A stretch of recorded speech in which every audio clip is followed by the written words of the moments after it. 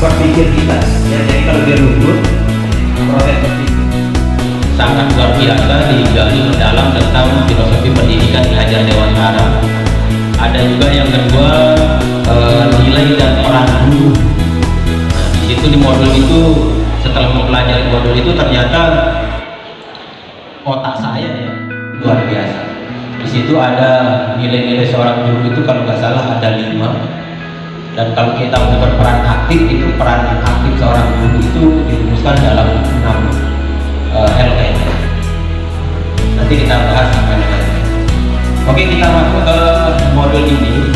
Ya, tujuan kita mempelajari modul budaya positif. Dan semua keterbatasannya itu dapat merumuskan filosofi pendidikan yang sangat luar biasa, yang ternyata sampai saat ini masih sangat relevan jika kita terapkan dalam kegiatan pendidikan. Termasuk pemikir-pemikir yang menjelaskan tentang filosofi pendidikan. Tetapi kenapa kok yang diangkat dan dibahas panjang lebar, digali sedemikian dalam itu, yaitu filosofi pendidikannya di Hajar Dewantara. Ternyata setelah kita pelajari lebih detail, memang luar biasa filosofi pendidikan yang dipaparkan oleh Hajar Dewantara. Kalau kita pelajari di PMM itu ada namanya tentang kodrat alam, kodrat zaman, dan tentang peserta didik. Itu kalau kita gali lebih dalam, pemikiran itu bahwa peserta didik itu ya terbentuk dengan kodrat alam dan kodrat zamannya. Dan itu sebagai seorang guru kita harus pahami itu, bahwa peserta didik memiliki latar belakang yang berbeda-beda yang harus kita bimbing sesuai dengan potensi mereka masing-masing. Nah, itu untuk pertemuan berikutnya ada inti pemikiran di Hajar Dewantara. Kalau kita pelajari bukunya di Hajar Dewantara itu banyak sekali. Ada belasan buku kalau tidak salah, karena beliau itu luar biasa. Dan filosofi pendidikannya kalau kita dan nilai-nilai yang kita pahami, peran-peran yang harus kita lakukan itu, kita rumuskan kegiatan yang akan kita lakukan itu dalam bentuk visi misi. Nah, harapannya visi misi ini tercermin dari budaya positif yang kita lakukan di cara kita untuk mengadopsi filosofi pendidikan dari Ki Hajar Dewantara. Nah, dari filosofi pendidikan Ki Hajar Dewantara ini kita pahami, lalu apa nilai dan peran yang harus kita lakukan sebagai seorang guru. Kita tuangkan.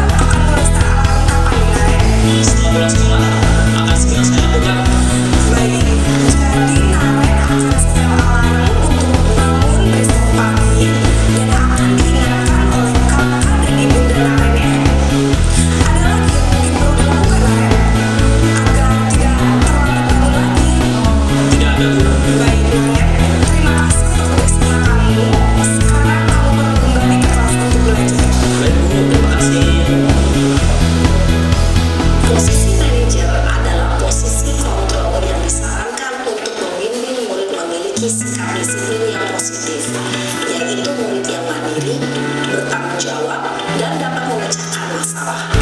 Tujuan dari posisi ini adalah agar murid dapat berefleksi atas tindakannya. Guru akan dengan tulus memberikan pertanyaan-pertanyaan bermakna, sehingga membuat murid dapat belajar dari kesalahannya dan mencari sebuah solusi untuk menyelesaikannya. Ibu dan Bapak Guru hebat.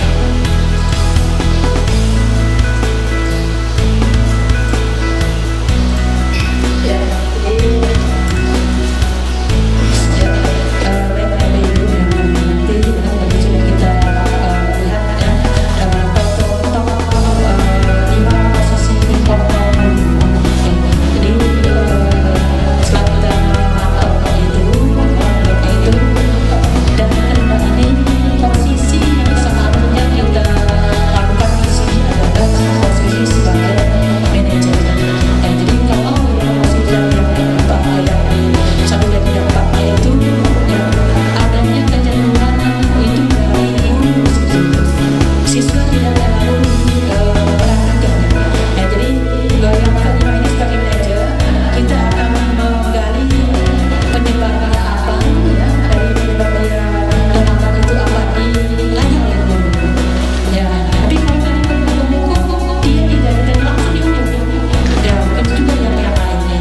Jadi ya posisi kita ini sebagai manajer. Kemudian ada juga kesepakatan kelas itu yang kita ingat kembali ya. Jadi itu kesepakatan kelas atau kesepakatan sekolah itu harus kita memang ini yang kita lakukan pertama kali nanti, supaya pada saat anak baru kelas itu kita mengingatkan kembali posisi atau PPN kelas, PPN sekolah mana yang dia lakukan ya. Kemudian kita berusaha untuk membangkitkan kira-kira bagaimana cara dia untuk memenuhi kekeliruan dalam kesalahannya berdasarkan keyakinan kelas yang sudah dia langgar itu. Jadi di sini ada timbal balik antara siswa dengan guru. Guru memperhatikan ini alat siswa dan akan nampaknya ke depan itu ada. Ya, jadi siswa merasa menghargai, tidak disalahkan ya. Jadi saya ini untuk yang penjelasan dari posisi kontrol guru ya. Sekali lagi mari kita posisikan diri sebagai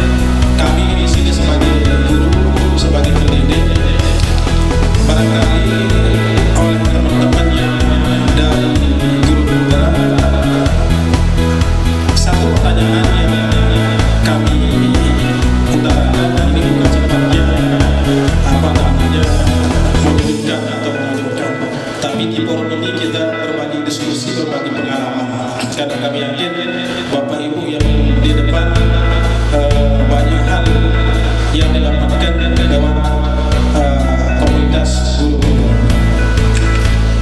Budaya positif apa kira-kira yang bisa kita tanamkan ke peserta didik kita supaya kehadiran dari peserta didik datang tepat waktu sebagaimana yang sudah menjadi ketentuan aturan sekolah. Meskipun aturan sekolah sudah disampaikan semenjak dari dia mendaftar sebagai calon peserta di SMKN 2 Solo dan bahkan sudah diterima sampai pada pelaksanaan dan bahkan tidak sampai di kelas 10 sampai kelas 3 pun masih yang mana disiplin positif itu untuk datang sesuai dengan ketentuan yang sudah menjadi aturan sekolah SMKN 2 Solo. Dan barangkali itu saja yang bisa kami sampaikan. Budaya positif apa yang bisa kita terapkan ke peserta kita supaya disiplin untuk datang ke sekolah bisa terlaksana sehingga tidak menjadi sebuah budaya yang terus menerus dilestarikan. Terima kasih. Assalamualaikum warahmatullahi wabarakatuh.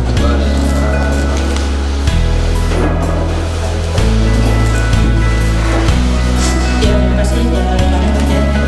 Terakhir pertanyaan kedua, silakan Pak Joni.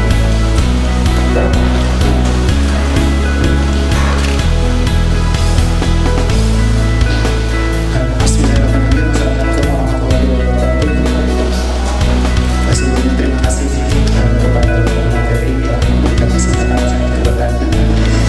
Jadi pertanyaan yang saya tanyakan di sini, di antara 5 posisi kontrol tadi, kan kita sebagai guru menghadapi siswa dan berbagai bentuk kemacetan. Bisakah kita 5 posisi kontrol itu kita gunakan untuk menghadapi karakter yang berbeda-beda. Kemudian yang kedua, untuk posisi kontrol yang manajer di sini diberikan pada contoh kalimat-kalimatnya bagaimana guru harus berkata, apakah ada kalimat-kalimat lain yang dianggap bisa mencontoh saja sedikit dan saya bacakan kalimat-kalimat yang lebih bisa kita jadikan contoh nanti kita terapkan di kelas. Itu saja. Terima kasih. Assalamualaikum.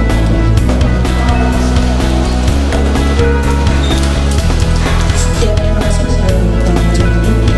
Ada 2 pertanyaan. Yang pertama dari Pak Adi, budaya positif yang untuk siswa diadakan tanpa kira-kira bagaimana caranya.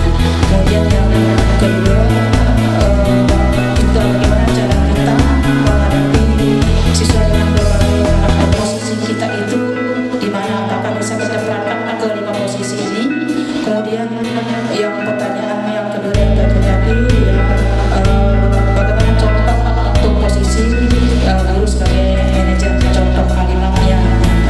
Ya baik ya, untuk pertanyaan pertama kami serahkan ke Pak Bowo. Kemudian yang untuk pertanyaan kedua nanti saya akan menjawab. Kami persilakan ke Pak Bowo untuk menjawab pertanyaan yang pertama. Oke, Bismillahirrahmanirrahim. Terima kasih pertanyaan dari rekan-rekan, luar biasa sangat kritis dan ini menjadi permasalahan kita bersama dalam dunia pendidikan di Indonesia. Nah, kita tahu kalau saya menjawab secara umum, sebenarnya siapa yang bertanggung jawab terhadap permasalahan pendidikan kita? Sebenarnya pendidikan itu bukan hanya tugas sekolah, khususnya tugas guru. Kalau kita mau melihat kacamata yang lebih besar, seperti yang saya jelaskan tadi di awal, bahwa pendidikan itu ya manusia itu hidup di 3 dunia. Tadi saya jelaskan. Pertama keluarga, sekolah, dan masyarakat. Idealnya 3 lingkungan ini memiliki kolaborasi yang satu visi dalam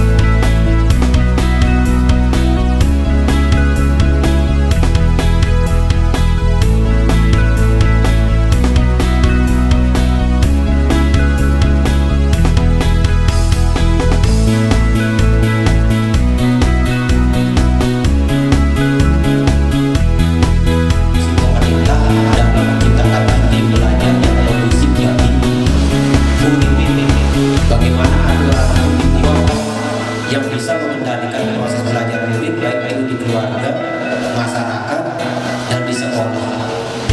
Misalkan di masyarakat,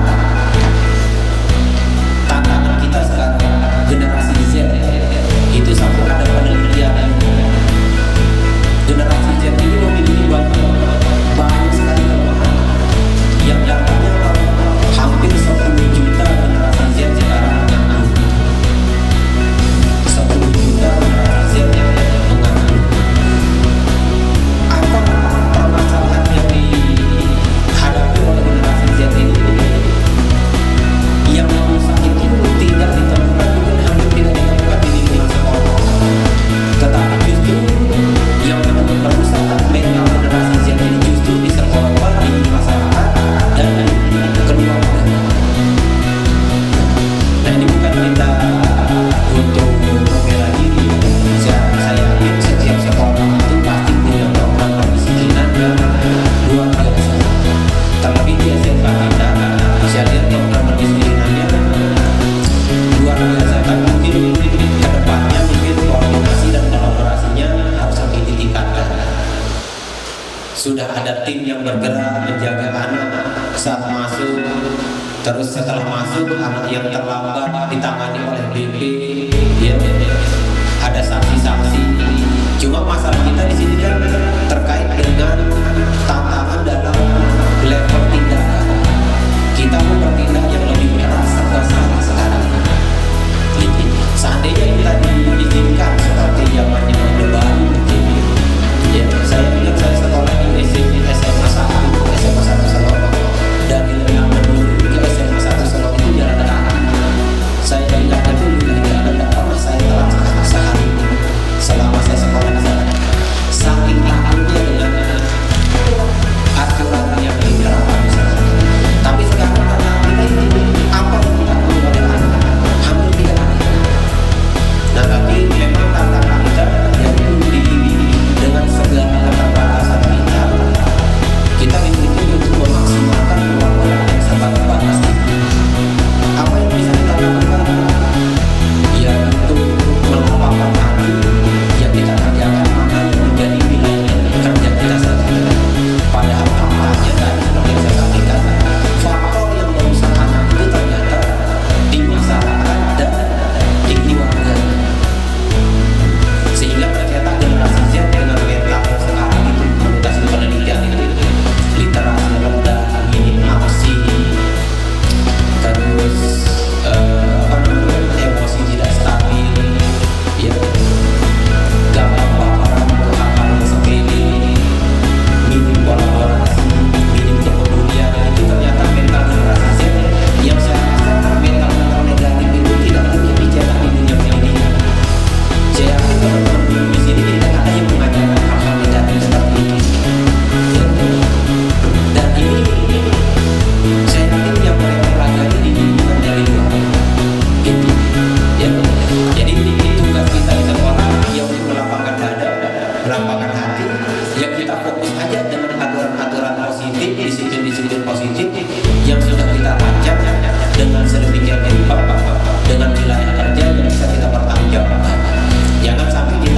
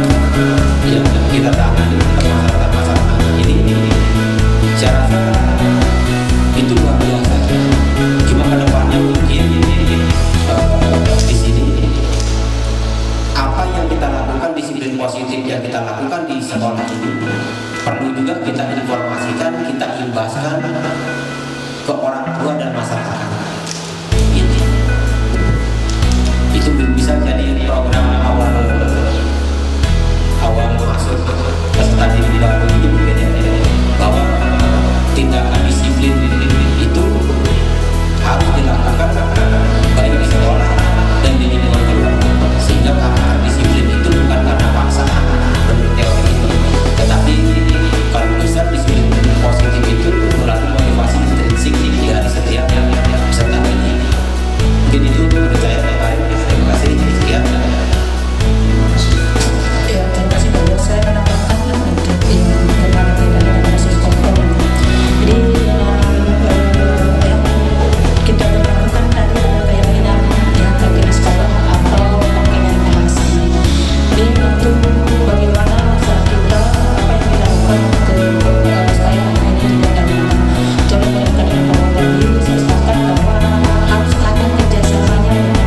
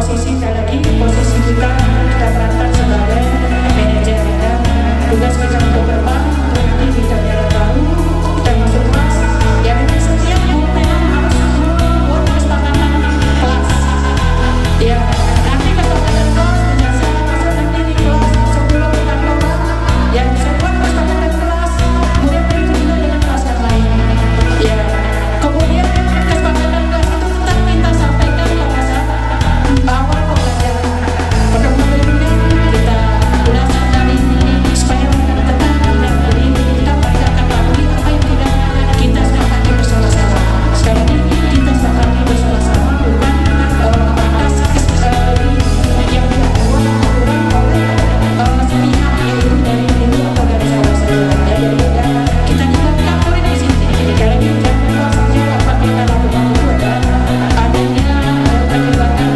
politik yang harus ada dalam kegiatan barunya jadi kemudian begitu juga dengan kegiatan-kegiatan lain kita harus buat kesepakatannya misalnya kegiatan praktek atau BC di situ ada kesepakatan kira-kira apa ya misalnya nanti salah satunya yang harus selesai kegiatan harus membuat laporan ya jadi ketika ada yang membuat laporan kita ingatkan bahwa salah satu kesepakatan yang kita buat adalah selesai kegiatan lain harus membuat laporan jadi mereka tidak bisa lupa jadi seperti itu ya kemudian contoh kalimat-kalimat ya secara ini sudah sampaikan tadi punya intinya yang pertama kita dengan alasan anak mengeluarkan diri itu melanggar kesepakatan kelasnya itu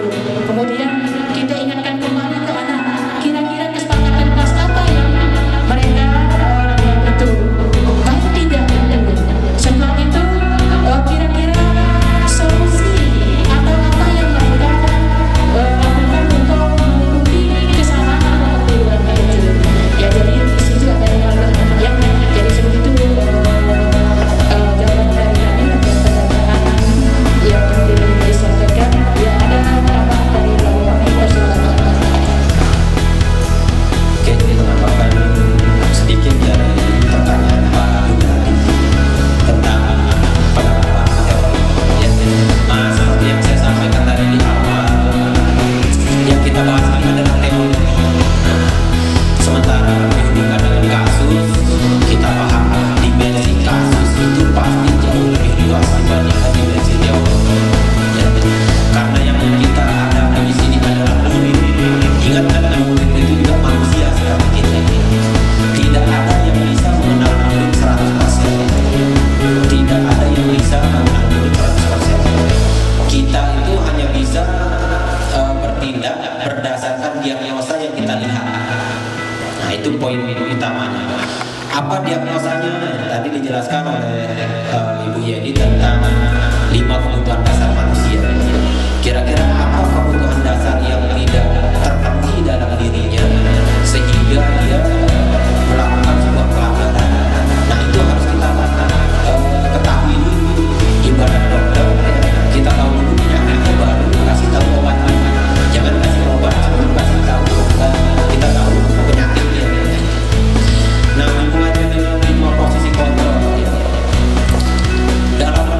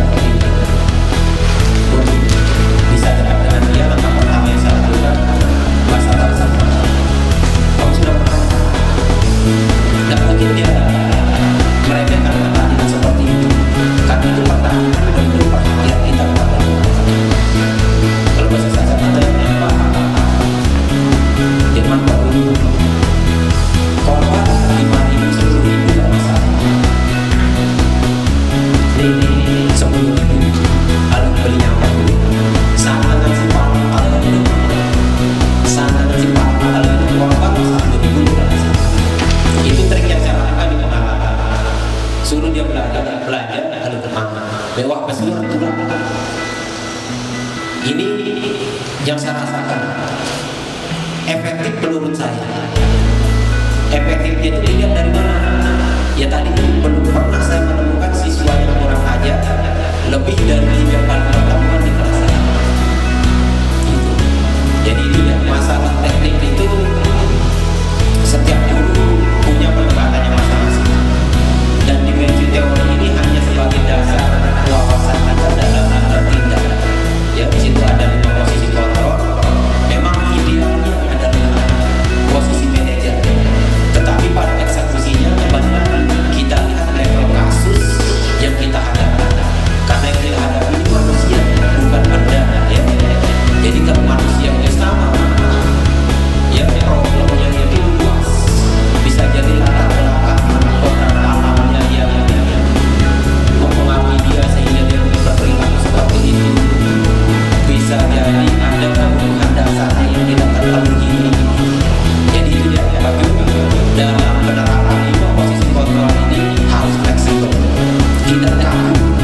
Ya, begitu juga dengan penerapan teori-teori yang lain, kita tidak boleh kaku dalam memaknai sebuah teori. Sekali lagi yang kita pelajari adalah teori bukan hukum. Oke, ya. Mungkin ada tambahan pertanyaan lagi. Silakan. Sesi kedua.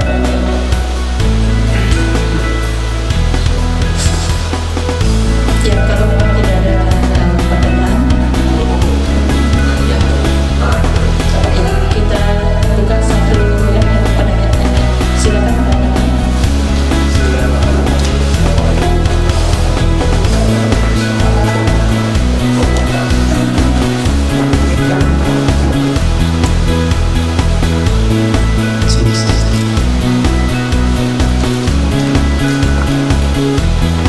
Sebelum tadi dijelaskan ada kecil ini atau surat undangan BNP.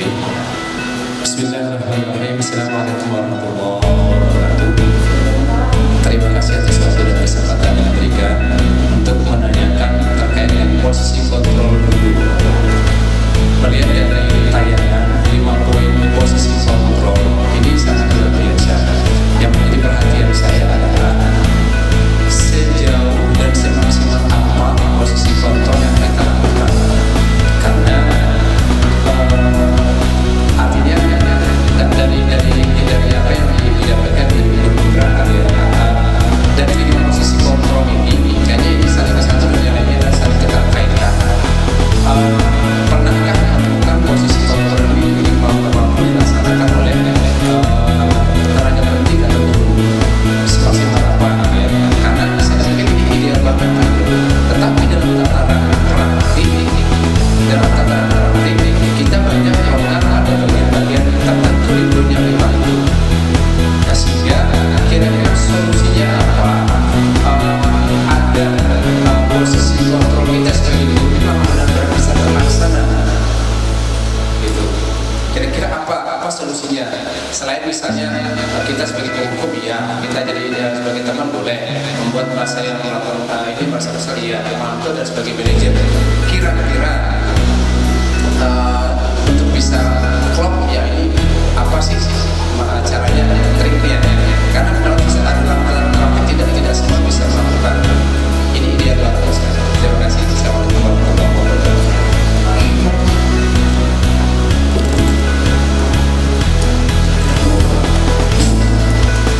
Ya, terima kasih pertanyaan tentang posisi kontrol. Ya, kira-kira yang posisi kontrol ini bisa dilaksanakan dengan cara bagaimana? Ya, sebelum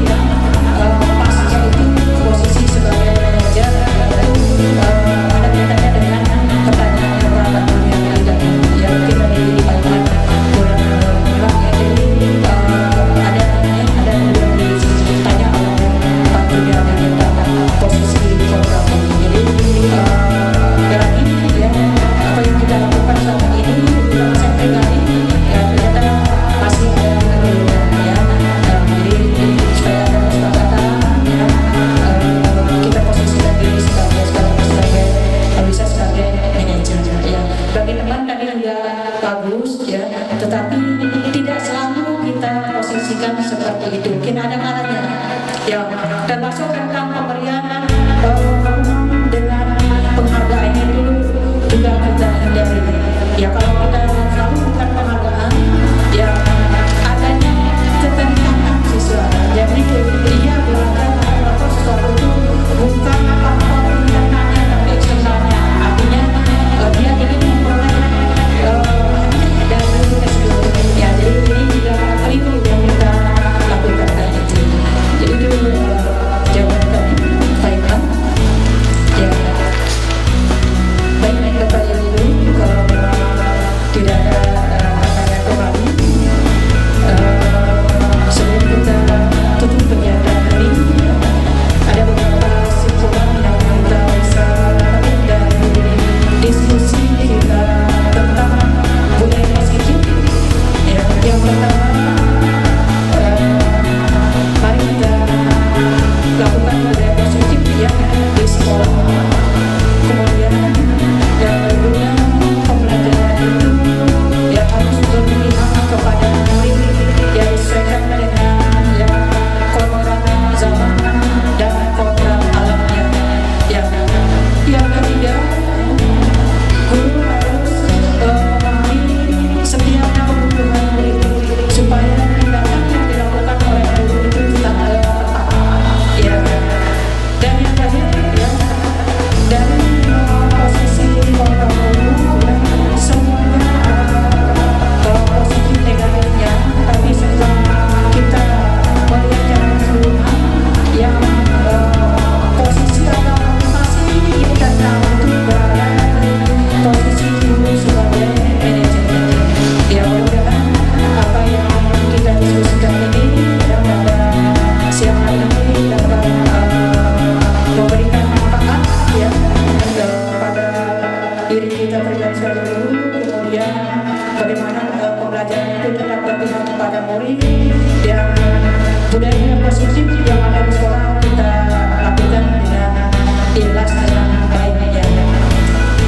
Itu Bapak Ibu yang perlu kami sampaikan dan mari kita tutup.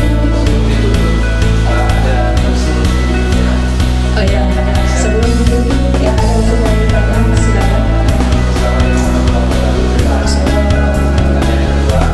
Usulnya ini untuk saudara-saudara yang cepat yang berhubungan yang bebannya luar biasa dan memberikan pendidikan ilmu yang dipelajari.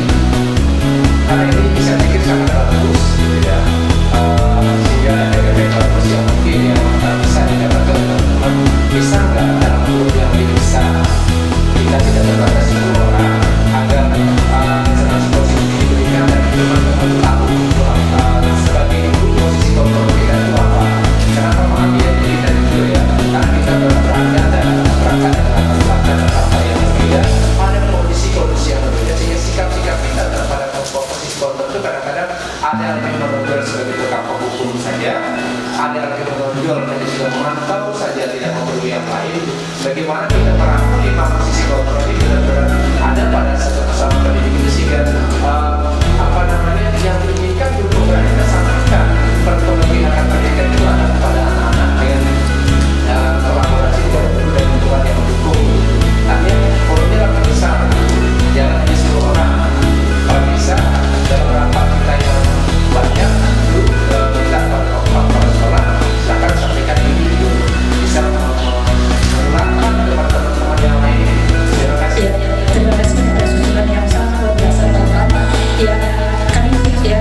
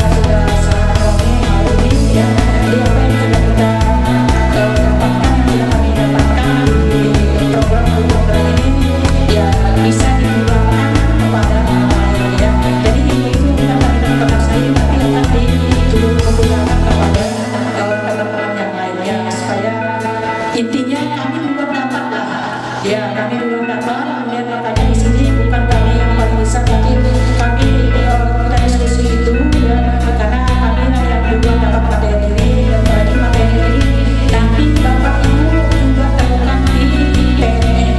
Ya, Bapak Ibu dulu juga akan melakukan aksi nyata ya seperti ini nanti.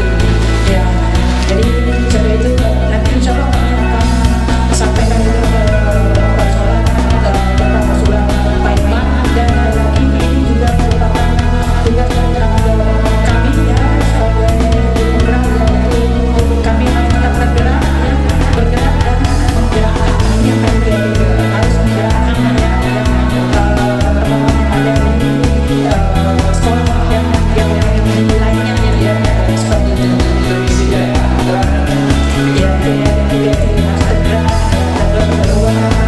sesuatu yang lebih baik. Ya seperti itu ya, ini waktu sudah ini jam untuk juga tim yang dari sesuai dengan rencana kita ini dan juga tadi baik ya Bapak Ibu Guru, demikian untuk kegiatan aksi nyata kami, dan lagi ya kami mengucapkan terima kasih atas luangkan waktu Bapak Ibu Guru. Kami yakin ya Bapak Ibu Guru punya kesibukan mungkin ya untuk datang sampai dengan 10.30 ini, dan lumayan waktu yang kita diskusi tapi Bapak Ibu Guru punya keinginan untuk mengikuti kegiatan kami ini. Mudah-mudahan apa yang kami sampaikan ini ada manfaatnya. Kemudian berikutnya kalau memang ada kekurangan yang kami sampaikan ya, kami berdua mohon maaf kalau ada kesempatan untuk diskusi berikutnya kita akan melakukan. Mari kita tutup kegiatan ini dengan bersama-sama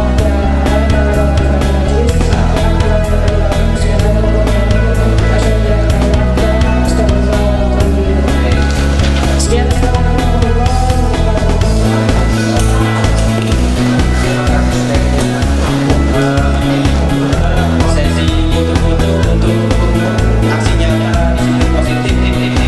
Nah, silakan. Jadi ini matanya. Assalamualaikum warahmatullahi wabarakatuh. Terima kasih atas kesempatan yang diberikan. Saya atas nama Ismail Rizky, guru produksi akuntansi yang sudah mengikuti aksi nyata dari Budi Yudhoyono dan Pak Prabowo Subianto dalam tema kemarin penerapan perilaku baik ya, penerapan budaya positif baik ya. Alhamdulillah ini materinya seperti luar biasa. Ini bahwa apa yang selama ini kita anggap baik gitu ya, ternyata masih kita ada di titik ini. Bagaimana kita tahu penerapannya, biar kita bisa berpusat kepada kebutuhan kita saat ini dalam pendidikan. Dan saya berharap ini tidak hanya terbatas pada beberapa orang atau 10 atau 20 orang dulu, tapi skupnya lebih besar sehingga nanti resonansi yang disampaikan ini benar-benar bisa teraktualisasi dalam bisa memenuhi murid dalam